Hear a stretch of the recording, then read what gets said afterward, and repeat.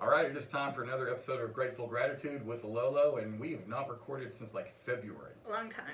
It's been a long time. And you know what? I am very much a creature of discipline. I have to have things a certain way in my life. And so I really miss this, and I'm grateful that we're back together, social distancing, but getting this done. Yeah, absolutely. What do you want to talk about this episode? I want to talk about... Leave me trying to read your notes. Oh. No, you're okay. You're good. So I want to talk about when people give you a hard time about your faith or the opposition that you might get with your faith. And, you know, we're in a society right now that I feel there are a lot of non-believers or people that are maybe looking more to the law of attraction or simple ways of getting the things that they want in life, as opposed to going to God and to... so I want to talk about that because the first thing I want to remind people is not to be surprised that people are non-believers or they are not of the faith.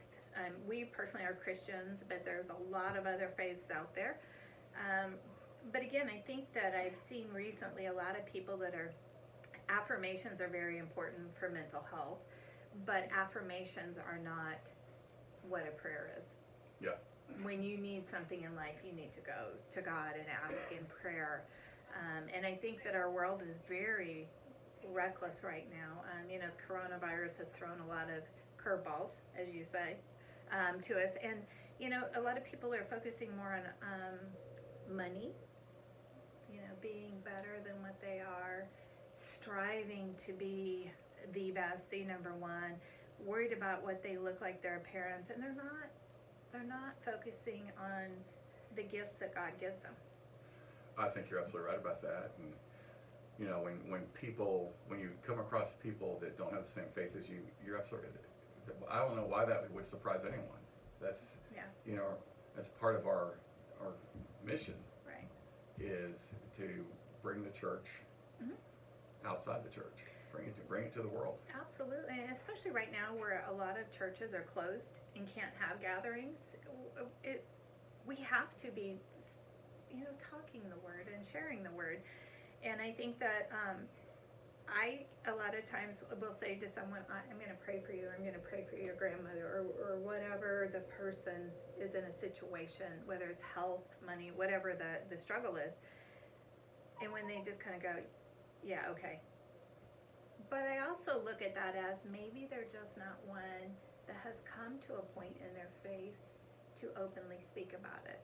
So I don't want to shut them down as a non-believer. Exactly. And have you seen, I mean, just with this whole coronavirus, people maybe... Well, once again, being the optimist that I'm hoping, because in my Bible classes, which I do 3 of them a week, and in church service on Zoom, I'm seeing people I've never seen before. So I'm hoping that it may be bringing more people to the church because they feel a little bit more comfortable in the privacy of their own home. And I know that's the way I was before I started going to church. I was intimidated by church. Sure. So I'm hoping that maybe that's happening. I know there's a lot of frustration. I know there's lots of questioning that, well, how can you people of faith, how can you believe in a God that would allow this to happen? You know, my response, I have heard that multiple times. My response is, have you read the Bible? Because throughout the Bible, there are all kinds of plagues, dark times. Look at Job, what Job went through.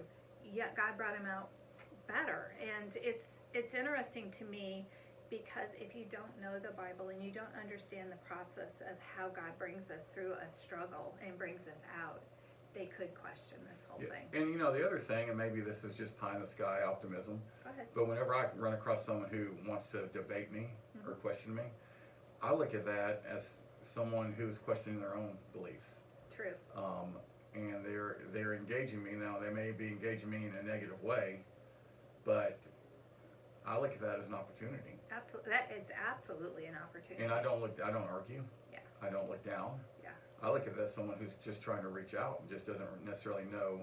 Right. Or that's his way of reaching out, is to debate you and to argue with you. Right. And I think I run across more people that have been what they say burned by the church. Yes. And it's not the church that burned you, it's the people. And the people's own inadequacies and own lack of self-confidence. It's not God and the building. It is the people within. Yeah, and a lot of organized religion. Yeah. Um, People don't necessarily like that, so. Yeah. But I do hope that, and the other thing that I hope is people, at least around me, they know my faith. Mm-hmm. And I hope they're watching me. I know they're watching me. It's not, Yeah. I know they're watching me. I hope they're getting a positive impact by watching me not really worry that much Mm-hmm. about this, not get too worked up about it. And I do get worked up. Mm-hmm. But, I hope that as someone that, that they can look at and know, okay, Frito's a believer. Yeah. How's he reacting? Yeah. And I hope they're getting a positive outlook on that. Yeah, I hope so too. I mean, because it is more about our actions than our words. So, but a lot of times we can internalize that people are attacking us about our faith, and we internalize that, like, why are they doing that? Why is this person, want to be so mean to me? But yet we should turn and just be confident and know that we have been taught that there are going to be people, and we are going to have enemies, and it's our place to love them and accept them and let them struggle in their own place. Yeah, if and when that happens, that's just proof that what I read in the Bible is correct. Mm-hmm. That hey, you're going to be questioned. It's not going to be an easy Nope, path. never. In a lot of ways, but in a lot of ways, it's the easiest path ever. Yeah. I mean, so it's just really interesting to me and intriguing to me that on the one hand, it's not going to be easy, but on the other hand, Yeah. you know the outcome. You know you're going to win. Right. And I think too, you take those people and you let them journey however they need to journey. All we can do is plant a seed Mhm. that maybe will grow later. So I do that. And I think sometimes too, it's our nature and conditioning to argue.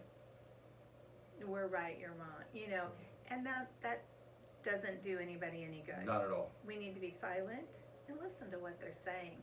A lot of times, and we've talked about this multiple times, people are spewing on you something that doesn't even have to do with you. Yeah. It's an effect of something that has happened earlier in the day.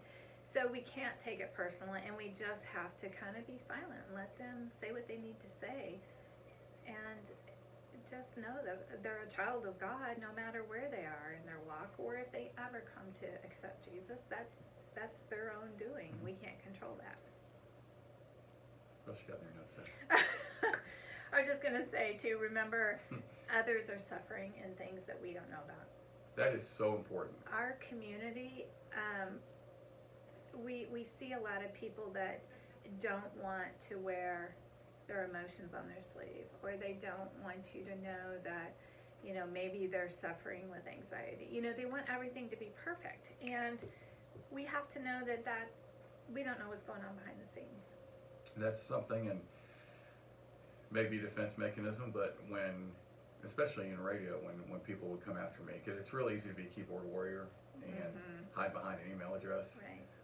And when people would come after me, my initial thought was, they must have had an awful day. And I'm not being weird or anything like that. I'm just like, okay, how bad does your day have to be, or your life have to be, in order for you to send that hateful email you just sent me? Yeah. And my response would be, well, I hope that made you feel better. And it sounds passive aggressive, but I honestly wasn't. I mean, like, look, Yeah. if your day was that bad that you had to try and improve it by sending me that hateful email, I hope it worked.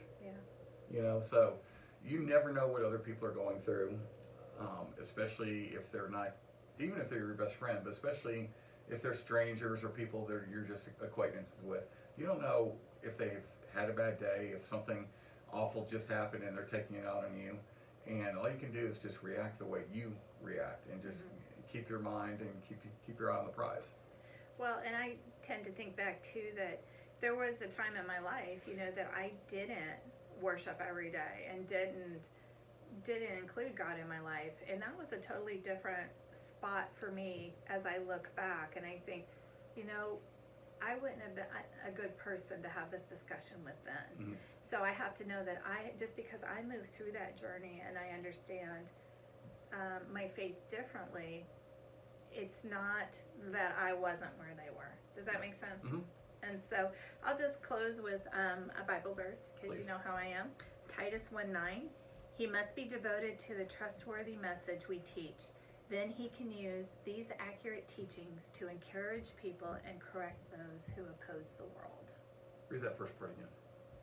He must be devoted to the trustworthy message we teach. Then he can use these accurate teachings, which we know to be true, to encourage people and correct those who oppose the world. I wish you'd read that verse after I was going to say what I was going to say. And that is that the stronger you are in your faith, the more you believe in your faith, the more consistent you are, the easier it is to deal with people that are throwing arrows at you. Yeah, definitely. So, Definitely. and it's right there. Yeah.